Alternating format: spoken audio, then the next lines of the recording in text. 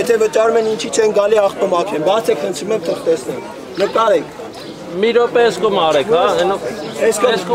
բացեք խնդրում եմ։ Իհարկե նրանց մեղավորությունը ես ասեմ Սանիտեկը, որ ինքը ասում է, որ մեր վրա է մեղավորությունը, ուրեմն Սանիտեկը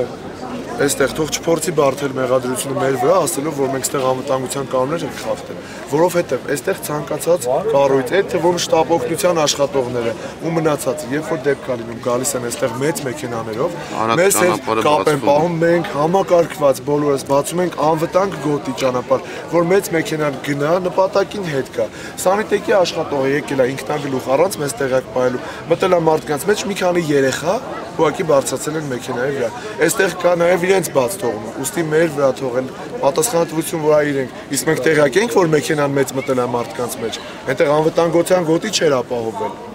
Այսինքն իրենք ստեղծել են արհեստական խոչընդոտ նաև, այնպես որ եկեք մեղավորներ ման չգանք։ Հիմա զանգելու ենք քաղաքապետարան, վերջնական 2 ժամ արդեն Սանիտեկը ձգձգում է, շուտով ձեզ կզանգեն, տեղյակ կպահեն ու որևէ հստակ պատասխան չկա։